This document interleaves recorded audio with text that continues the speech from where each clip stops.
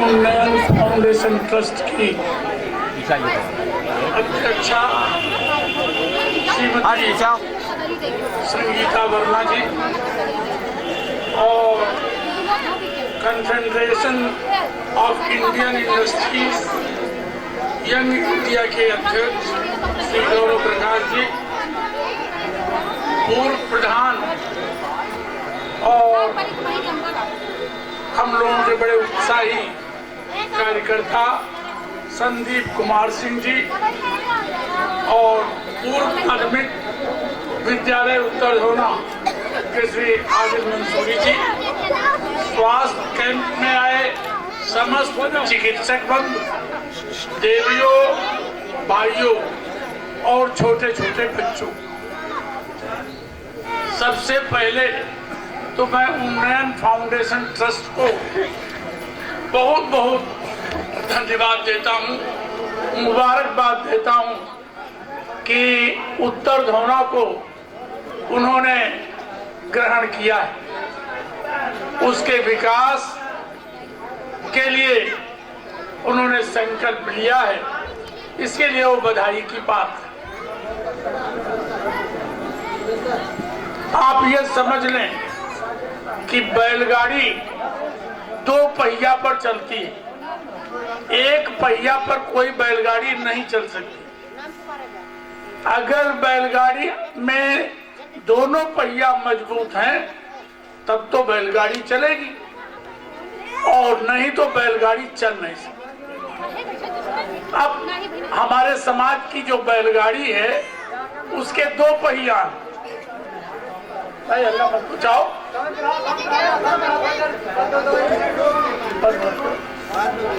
समाज की बैलगाड़ी के दो पहिया हैं, एक है पुरुष और दूसरा है महिला। तो दिक्कत यह है कि पुरुष पहिया जो है वो तो थोड़ा मजबूत है, कुछ पढ़ा लिखा भी है, ज्यादा समझदार है, लेकिन जो दूसरा पहिया है महिला, वो एकदम कमजोर, टूटा हुआ और चलने लायक नहीं है। तो अब आप ही लोग बताएं कि समाज की बैलगाड़ी बिना दोनों पहिया के कैसे चल सकती है। और इस कमी को दूर करने के लिए ये उन्नयन फाउंडेशन ट्रस्ट ने जो शपथ लिया है, इसके लिए उनको जितनी बधाई दी जाए वो थोड़ी। इसके अंतर्गत महिलाओं को शिक्षित करना, शिक्षित करने से ये मतलब मत निकाल लेना कि कोई सर्टिफिकेट मिलेगा, कोई नौकरी चाकरी मिलेगी।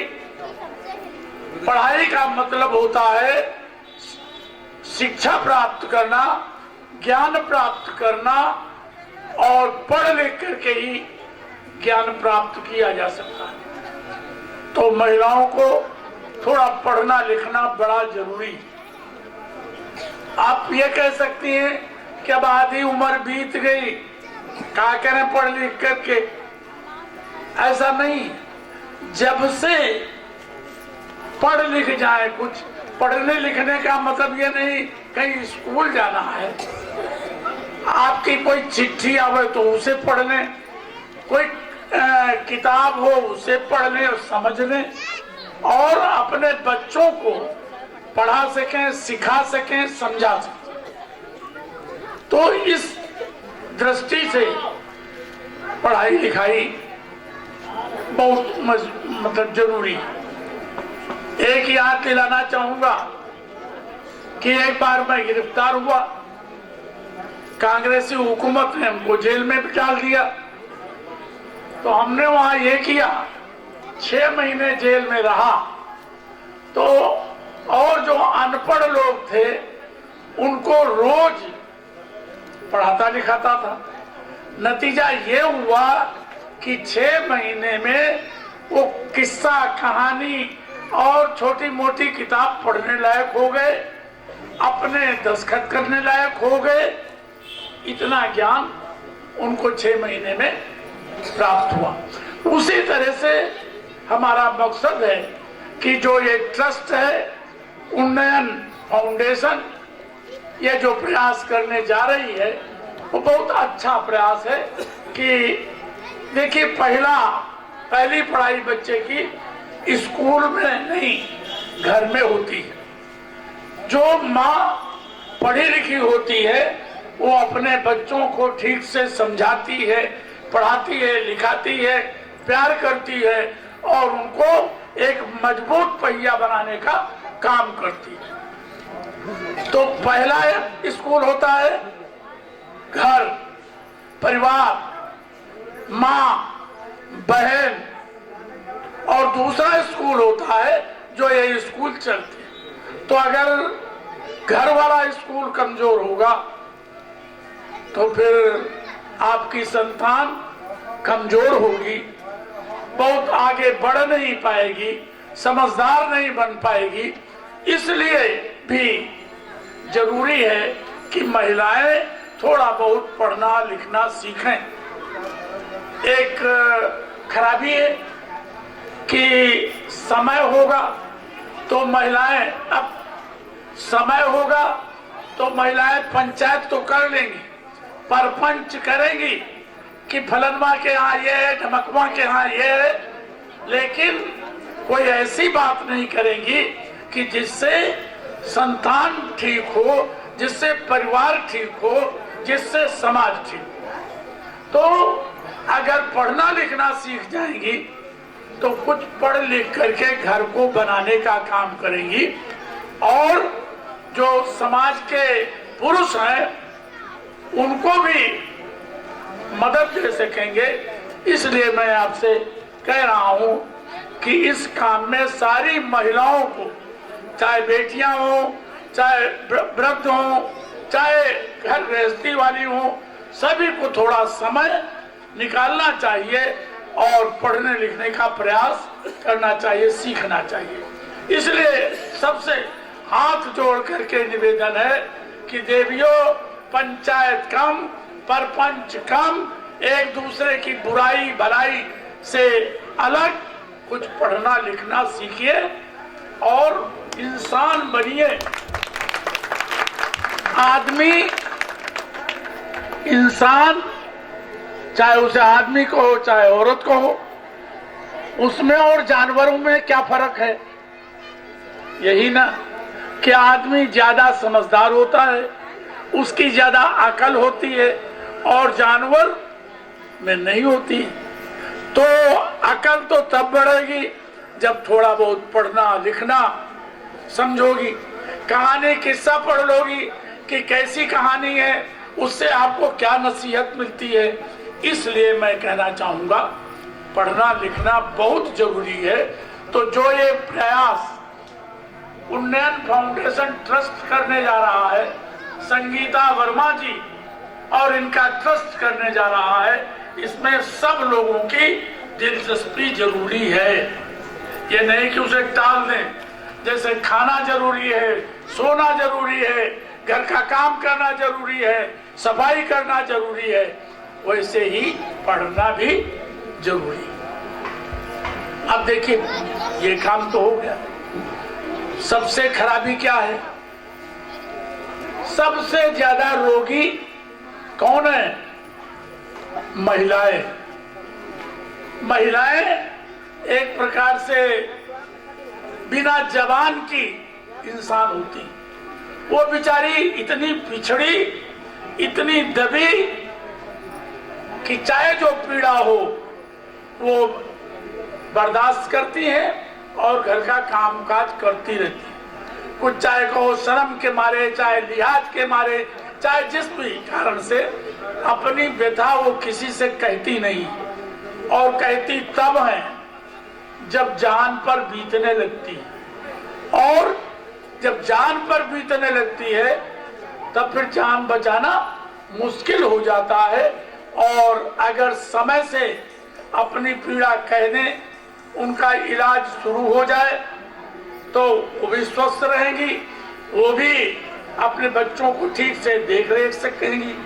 नहीं तो महिलाओं की मौत ज्यादातर जल्दी होती है और अपने बच्चों को लावारिस हालत में छोड़ करके चली जाती।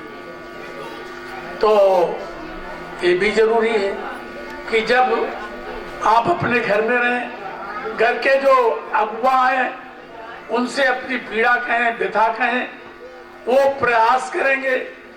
आपकी जो बैठकबाजी हो उसमें अपनी पीड़ा कहें तो आपकी इलाज का भी रास्ता निकले। इसलिए जरूरी है कि आप लोग अपने को संगठित करके बैठकर पढ़ाई लिखाई और एक दूसरे की पीड़ा दुख दर्द को समझें और उसको दूर करने का काम करें। एक बात और समझ लेना, आप बहुत ज्यादती भी करती। हर महिला का ही शोषण करती, महिला को ही दबाती, महिला के ही साथ ज्यादती करती और लांछन किस पर लगता है कि पुरुष। तकलीफ होगी तो पुरुष को कहा जाए, लेकिन महिला जब बहू आती है तो उसको कौन तंग करता है? बोलो भाई। महिला जब बहू बनकर आता है तो सास उसको ठिकाने लगाने लगती है और जब वही बहू महिला बन जाती है तब फिर वो अपनी बहू को ठीक करने लगती है। तो सबसे ज्यादा महिला ही महिला को तंग करती है, महिला ही महिला को खाती है, महिला ही महिला को तंग करती है। इसलिए ये भी आदत सुधरनी चाहिए कि महिला को जब ब्याह करके आवे तो उसको बहू मत मानिए, उसको अपनी बेटी मानिए। और अगर महिलाएं बहू को बेटी मानने लगेंगी तो आज जो समाज में महिलाओं का उत्पीड़न हो रहा है, महिलाओं के दुख बढ़ रहे हैं, महिलाओं के साथ ज्यादती हो रही है, वो फिर नहीं होगी। घर के आदमी भी ठीक हो जाएंगे, वो सही बात आदमियों से कहेंगे कि हमारी बहू जो हमारी बेटी है उसमें ये कमी है, उसको समझा रहा हूँ। समझाओ लेकिन प्यार से, रास्ते पर लाओ प्यार से, और तब जा करके आपकी भी बेटी तो किसी की बहू बनेगी। और अगर आप दूसरे की बेटी को तंग करेंगे, दूसरे की बेटी पर डंडा चलाएंगे, दूसरे की बेटी को प्रताड़ित करेंगे तो फिर आपकी भी बेटी प्रताड़ित होगी और तंग होगी। तब आपको तकलीफ होगी कि हमारी बेटी फलानी जगह है, सास इस तरह से व्यवहार करती है। अगर सभी सासें अपनी बहू को अपनी बेटी समझ लें तो समाज से ये बुराई खत्म हो जाए। और दूसरा, समाज की महिलाएं, समाज की जो अगुआ महिलाएं हैं